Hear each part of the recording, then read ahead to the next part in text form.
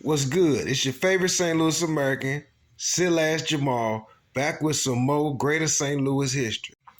Now, like I done told you before, all black history ain't good history, but it's our history. Let me tell you the story about Tiffany Hall and Jamila Tunstall. Tiffany Hall and Jamila Tunstall was friends, but one day, something came between them. Nobody knows the motivation, but all I know is Jamila kids ended up in a wash and a dryer. The woman you see behind me that pled guilty to killing a lady and her kids and her fetus, that's Tiffany Hall. This is the victim, Miss Jamila Tunstall, who lost her kids that were living and her fetus from inside her stomach after who knows what happened, maybe an argument or something, I don't know, I don't want to speculate. But something happened for Tiffany Hall to flip on Jamila. Tiffany Hall beat Jamila to death in her head with a table leg. And after she beat her to death in her head with a table leg, she cut out her 7-month-old fetus. They say Jamila bled to death from being repeatedly beat and getting an unofficial C-section. After that, Miss Tiffany Hall put Jamila's body somewhere in the lot on the east side.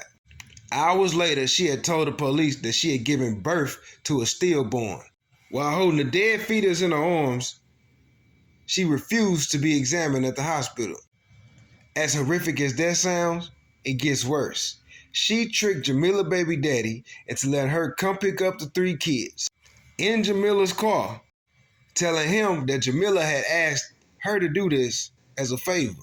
And he did it not knowing this would be the last time he would see his kids alive. She took the kids to their apartment and drowned them in the same bathtub where she killed Jamila. These are the 3 kids. The oldest one was 7, 2, and the youngest one was 1. They was all found in the washer and dryer in the apartment where they once lived. This story would have never begun to get solved if it wasn't for Tiffany Hall telling her boyfriend that she had killed Jamila. And him not being with it at all, went and told the police. That's what kicked off the investigation. This was one of them stories I remember, so I had to look it up and tell you about it. It's your favorite St. Louis American, bringing you some black history. Remember, it ain't all good, but it's still our history.